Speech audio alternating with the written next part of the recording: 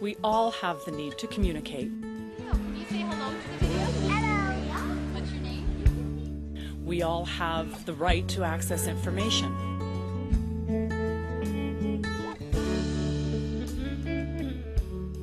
If you had no vision and no hearing, how could you connect with your world? Interveners in intervention make that difference. They connect an individual with deaf blindness to the world around them. The idea is that this group of people can experience everything we can, and we'll just find a way. We'll find a way to reach you. If you don't know me, I'll still know you. I shall Intervention, give them the opportunity and the right to a lifestyle that they deserve.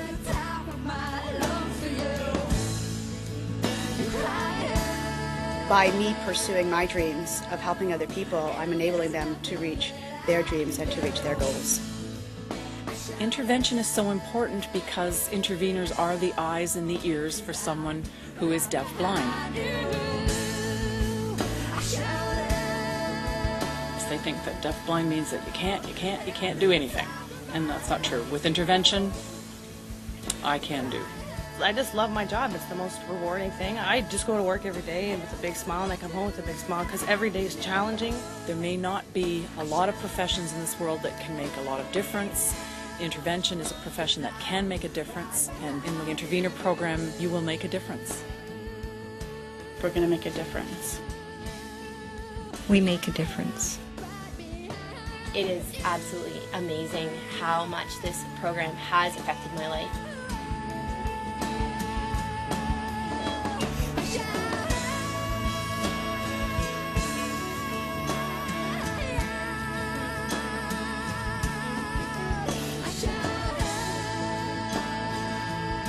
You will be entering a rewarding profession.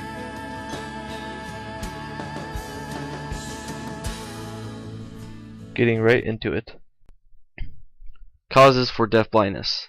Usher syndrome is the most common condition that affects both hearing and vision. It makes up roughly 50% of the people who are deafblind. Charles disease. This is a genetic disorder that in time will hinder an individual in several ways. Ear anomalies are common when being diagnosed with this disease, resulting in deafness. Rubella disease is also a cause of deafblindness, however it is not as common. Fetal alcohol syndrome, premature birth, age-related trauma, accumulated earwax, or some other causes that may result in someone being deaf and or blind. Students being served. First and foremost, IDEA or IDEA stands for Individuals with Disabilities Act, and under IDEA, the definition of deafblindness goes as follows. Simultaneous hearing and visual impairments, the combination of which causes such severe communication and other developmental and educational needs that they cannot be accommodated in special education programs solely for children with deafness or children with blindness.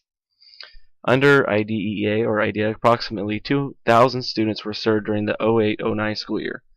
This number makes up about 0.0001% of the total enrollment served under IDEA. Effects. When talking about deafblindness, you may believe that they are fully deaf and blind with no capability to hear nor see. However, this is rarely the case.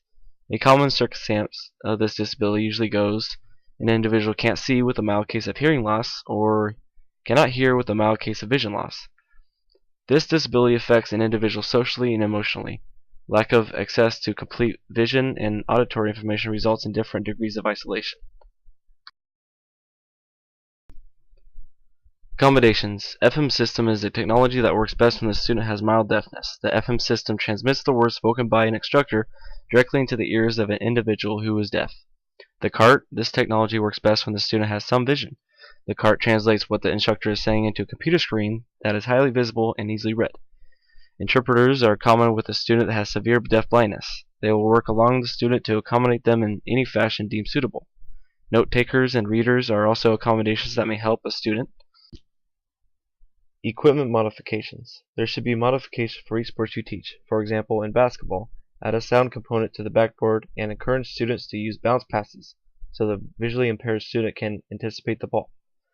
It is difficult to accommodate a student that cannot hear or see. However, accommodating a student with this disability should be adjusted accordingly. Every student is different.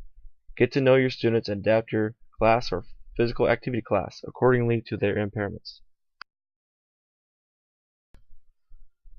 First and foremost, if an individual is becoming deafblind, some actions occur to help them. They are preserving and maximizing any remaining sensory functions, providing you with training so you can retain as much independence as possible. For example, you may be provided with support and advice about how to navigate safely in the outside environment using a cane or guide dog, teaching you communication systems that you can use to compensate for your loss of vision and sight.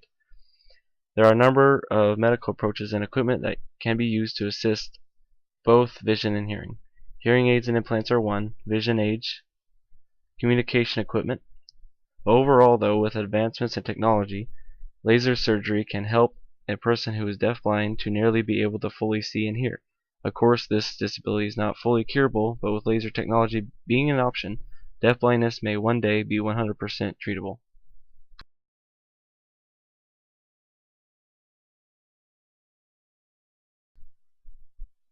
Because of the degree of vision and hearing loss varies from person to person, the possible accommodations needed for students who are deafblind are very diverse.